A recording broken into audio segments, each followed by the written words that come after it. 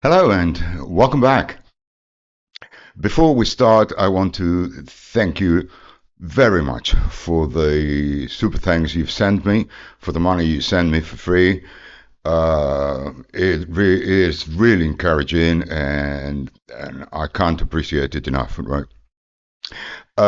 If you want to support the channel, and of course, this money I'm going to invest on records and on videos, please use the PayPal option because the taxman here, for whatever the reason, takes half of what you donate, which is half of the money vanishing into thin air. Let's get back into business. In 1957, RCA invented the stereo format, but it didn't become the universal standard till 1969. So for 12 years, mono and stereo had to live together. That meant that for 12 years we had mono records, stereo records, and mono and stereo versions of the same album. And sometimes mono and stereo versions were very different. So today I'm going to run through some examples, right? And also, if you listen to mono albums, let me know what you think.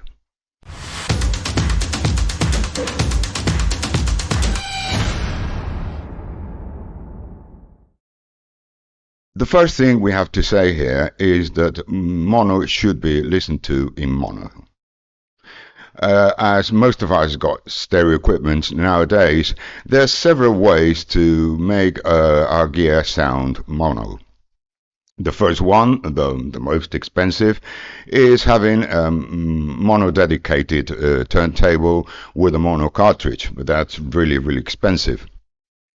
Another possibility is to have a Y cable, an amplifier with a mono switch, a vintage one, or this external switch that I've got here, which is what I use, and it is really, really handy, right? They're handmade, they're sold on eBay, different colors or with different drawings.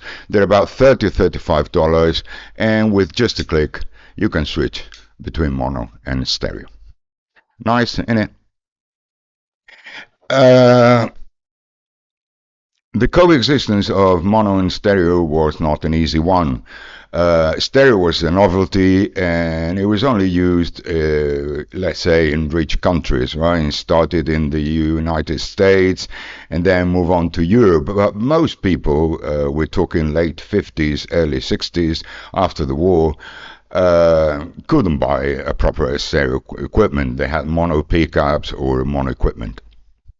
So, stereo didn't become the universal standard till, as I said, late 60s, early 70s. And when they wanted to do a mono and a stereo version of an album, sometimes they had both mixes, which was great, and you could choose between the mono and stereo. But some other times, I don't know if it was, just to save money or as a novelty, they did horrible things to the recordings. Rock and roll records in the late 50s and early 60s were 99% of them recorded in mono. But as stereo was a novelty, what they did was to use rechannel stereo, fake stereo, and making the record sound terrible. I'll show you an example. This is Motivating. It's a Chuck Berry compilation, and it sounds absolutely atrocious. Not the music. The music is fantastic, but the sound is terrible, right? And it says here at the back, all tracks recorded mono and enhanced stereo. Whenever you read something like this, stay away from these kind of albums. That happens with most rock and roll records from the 50s and early 60s, even though this is a Chess record that has a good reputation. But as I said, most of these sound terrible in stereo. And even though stereo became the universal format in '69, some people still couldn't afford stereo gear.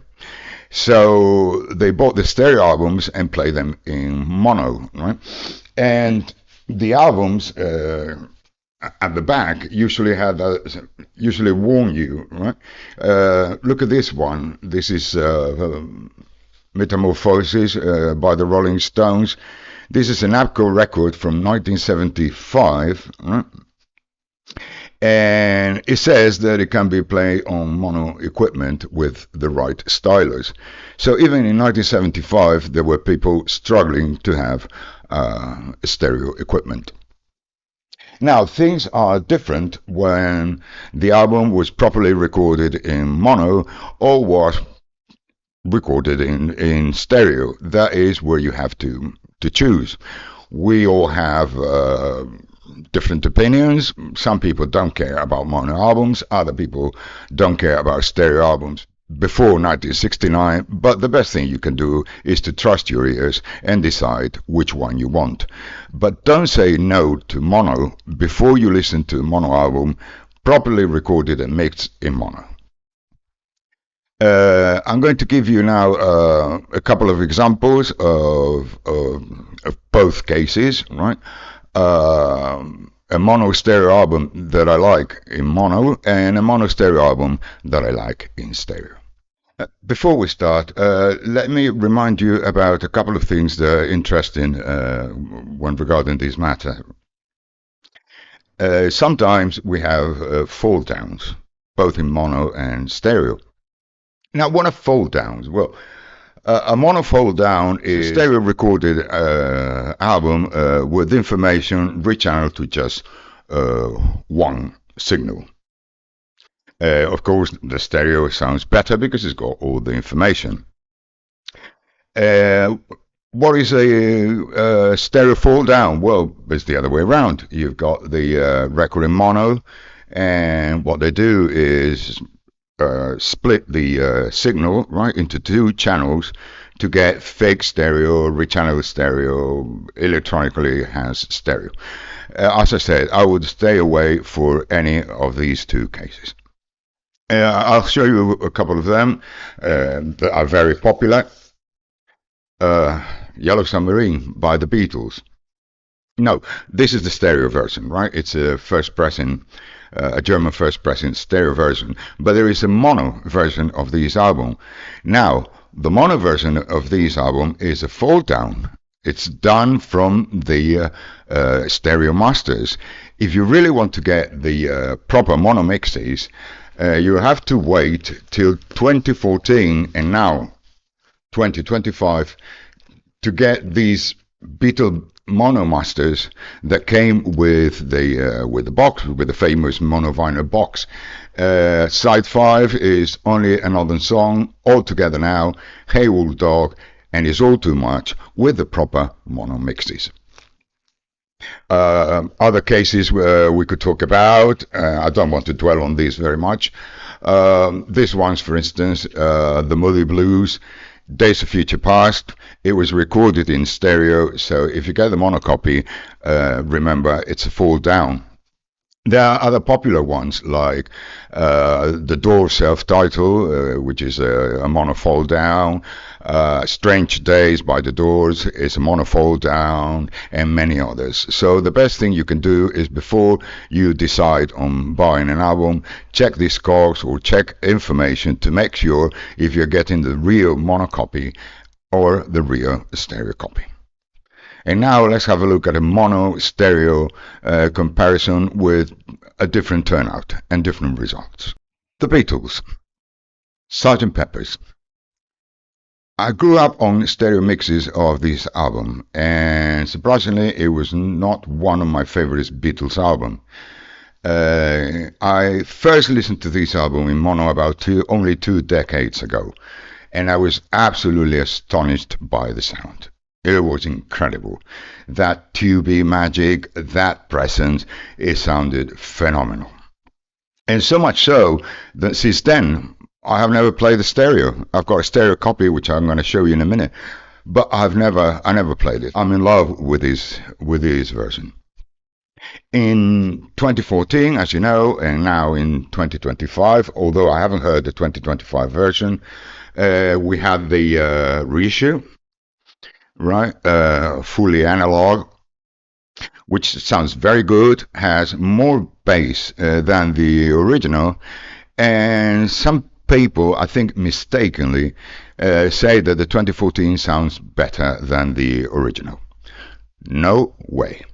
It has more bass, but it's not as if the 67 needed more bass. The bass was all right. It was what it needed. And it's absolutely perfect. To me, the bass here is a bit too much. I'm not putting it down. It's a very nice second tier, but I wouldn't run deeper and go as far as saying that this sounds better than the original. Not to my liking. And this is the stereo first pressing. Yes, I know you can see here Danish, right? It is a Danish copy, but the Danish used the English stampers. So the Danish stereo -1 sounds exactly like the British one. This is the one I used to play till I got my UK mono. I hardly ever play this one again since I have my mono, but horses for courses, decide which one you prefer, and best of all, get both. Now for the next one, I need to tell you a story, but if you reach this far on the video, I'm sure you're gonna enjoy it. About 3 or 4 months ago, it was my send-off party, right? We had a big celebrations, and my colleagues decided to buy me a vinyl record. They found out that my holy grail was something else by the Kinks, the UK first pressing mono, and they had a whip round and bought it. Now here is when the ordeal comes in. The album took from England to Spain took about a month and a half, right, to get here. It was stuck in customs. We had to pay extra money for customs, and it took us about 40 45 records to listen to the album for the first time. So a friend of mine came round for the big day.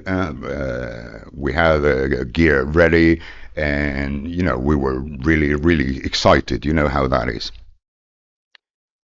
But we put on the record, and the moment track one started, we sort of stare at each other in absolute disbelief. It sounded awful, but really bad, right? Both to me and to him, right? And I said, "What's this? There must be something wrong here." So we thought it was something to do with the gear. So we started fiddling around with the preamp, the amplifier, check the stylus. Everything was okay. Everything was in place. So I pulled out my Black album, the 1969 compilation, played the Something Else songs on the Black album, and they sounded phenomenal. I even tried some CDs and decided, okay. Now the worst part is when we switched to side 2, and on track 1 there were 2 jumps. Not ticks, no pops, jumps. So I had to send the record back. They gave me the money back, but to get a new one I had to put another £40 on it. But I finally had what I wanted, and as they say, be careful what you wish for, right? This is the one I got. Very nice seller from Finland. If he's watching, thank you so much. He says it was a very good blast. It is indeed a very good blast, almost near mint. This is the back side, and we play this one, of course. It sounded almost as bad as the other. A little bit more bass, a bit more presence on Ray Davies's voice, but it left a lot to be desired. So, after a few days, after I stopped fuming, right, I pulled out this one. This is a re-release from 1981. It's a repress of the German stereo, and it sounds absolutely phenomenal. Compare one to the other is a night and day difference. This sounds so good with a very nice bass. The instruments are all very clear. It is very catchy, entertaining, and you name it. This is the label. And if you can grab a copy of these, it's a fraction of the price of the mono. Well, not even a fraction. I mean, the mono is around £300 or £400, right? You can get this one for about 30 or 40. And to my ears, this sounds much better than the mono. I learned it the hard way, so you've been warned.